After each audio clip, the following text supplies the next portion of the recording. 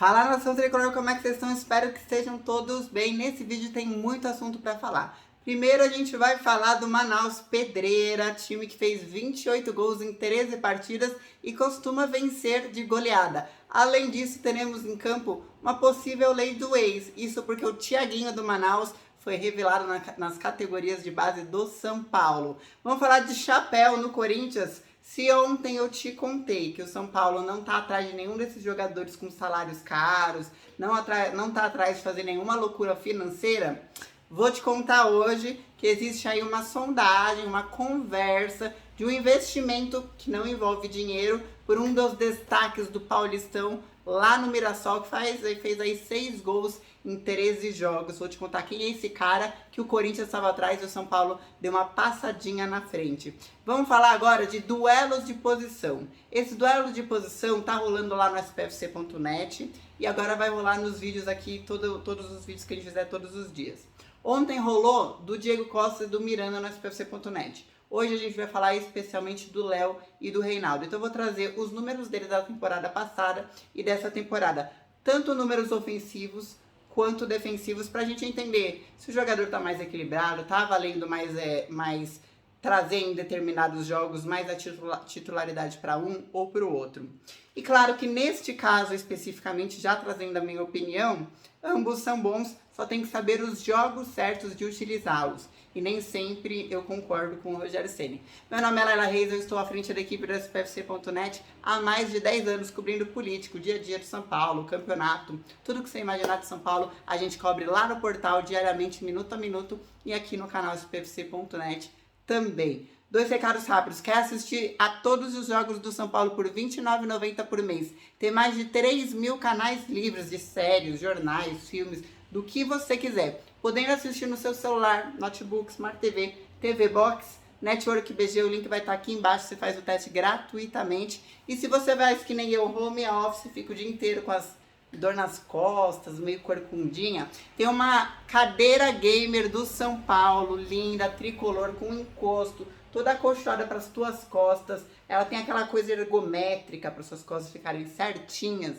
Pois é, o produto além de lindo, é bom. O link vai estar aqui embaixo aqui também. Agora bora falar de notícia. Eu vou começar pelo duelo de posições, gente, falando um pouquinho do Reinaldo e do Léo. Vamos relembrar como o Reinaldo chegou no São Paulo. Em 2013, olha como faz tempo.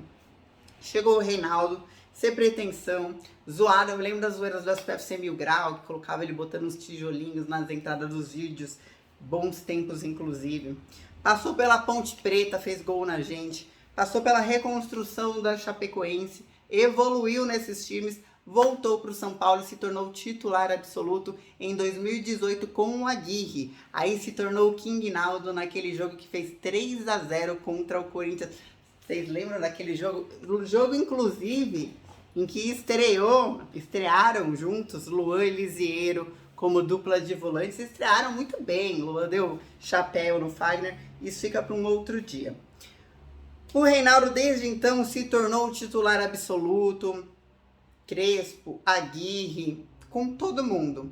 Foi com o Fernando Diniz que o Léo, que chegou como Léo Pelé e depois falou, prefiro ser chamado só como Léo, chegou em 2019, veio do Bahia, uma negociação que tinha uma porcentagem do Fluminense, foi parar na justiça, uma loucura só e tal. E com o Fernando Diniz, o Léo passou a ter espaço. Não que o Diniz tirasse o Reinaldo, mas começou a usar o Léo numa linha de 3-5-2 como terceiro zagueiro. E aí ele gostava da versatilidade de poder, com uma alteração, mudar um esquema tático inteiro.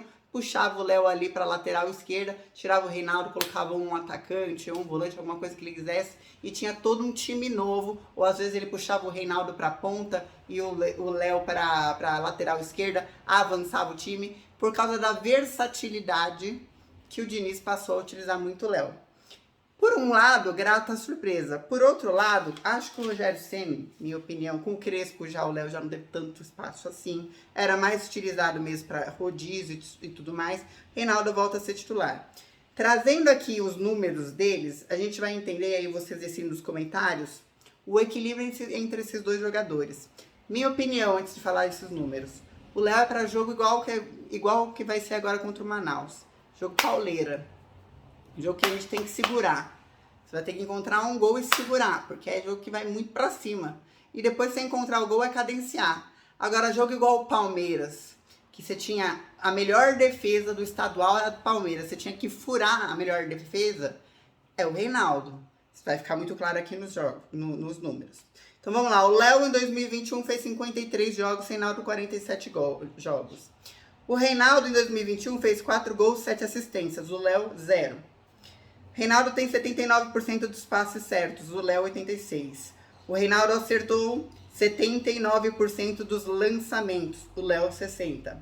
Reinaldo acertou 52% dos duelos ganhos no chão, o Léo 46%. Em dribles, o Reinaldo teve 63% de certo. O Léo, 40%.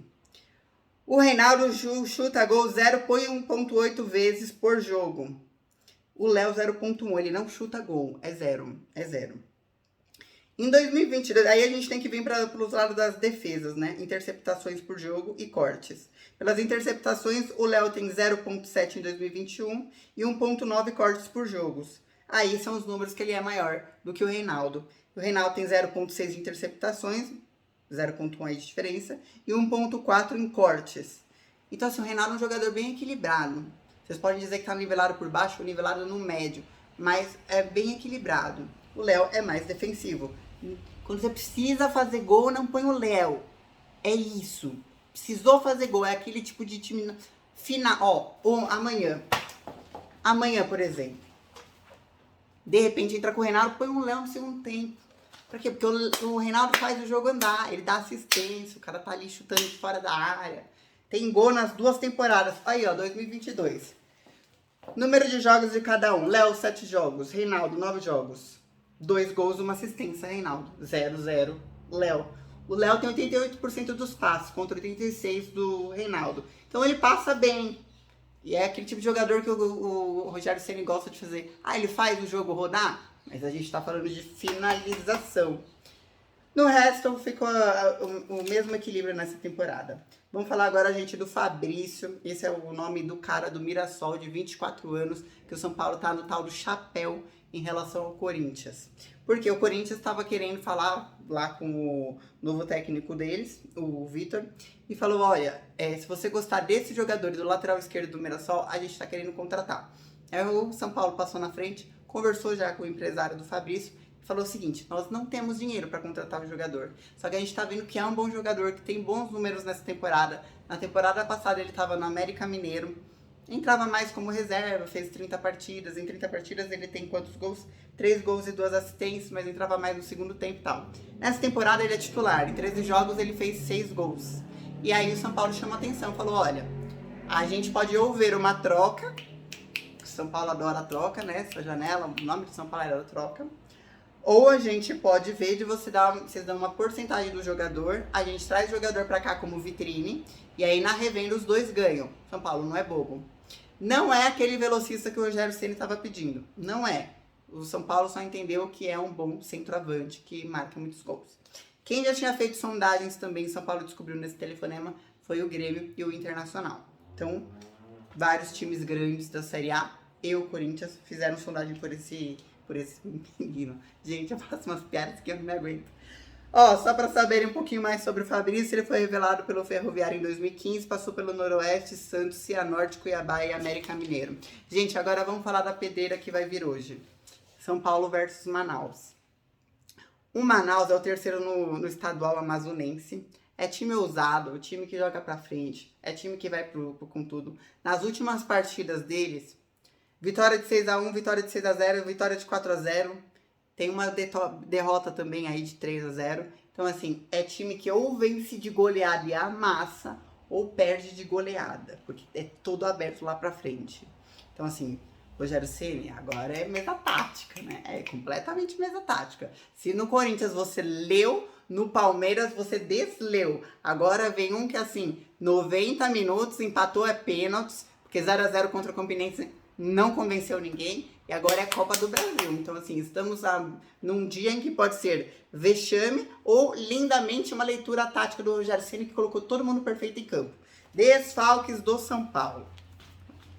Primeiro deixa eu falar do Manaus. O Manaus tem o Thiaguinho, não é o pagodeiro. O Thiaguinho é revelado nas categorias de base de Cotia. Foi ele que fez o gol pro Manaus se classificar para a Copa do Brasil. E é um dos grandes destaques desse time. E tem o Jack Chan, que é o Ivanilson. Um ponto esquerda muito rápido, que é conhecido pelo chute de fora da área. É o artilheiro do campeonato amazonense. Provável Manaus. Reinaldo no gol, chama Reinaldo. Gutierrez, Claudinho, Paulo Sérgio, Renan Luiz, Paranhos, Felipe Baiano, Palmares, Thiaguinho, Silvano. E aí na frente vem ou o Jack Chan ou o Alvinho. São Paulo tem 6 desfalques. Caleri não é certeza. Gabriel Sara não vai para jogo. Igor Vinícius, todo mundo já sabia. Gabriel Neves, não tá com azar esse cara aí. Alisson ainda também tá lesionado, é desfalque. Provável São Paulo. Jandrei, Rafinha monstro, Arboleda monstro, Diego Costa já voltou, tinha tomado aquela bolada e tal, deve ir para campo. Léo. Segurar, é para segurar. Pablo Maia, Rodrigo Nestor, Igor Gomes, Nicão, Éder, e lá na frente estamos em dúvida porque o Caleri sente ainda dores na panturrilha, não é certeza, tá treinando, não é certeza, pode ser Caleri ou Rigoni lá na frente. Assim, tô segura? Não tô. Gostei da escalação? Éder, Igor Gomes, Pablo Maia, Rodrigo Nestor, gosto do Pablo Maia. Não curti. Ainda acho e volto com o que eu falei na segunda. A escalação ideal está entre os dois times, o que ele chama de reserva e o que ele chama de titular. E ele tem 90 minutos para uma classificação de Copa do Brasil. Não tem jogo de volta. Acho perigoso essa escalação que o Rogério Ceni está entrando. Mas deixa aí embaixo seus comentários de apoio e seu palpite para hoje. Grande beijo.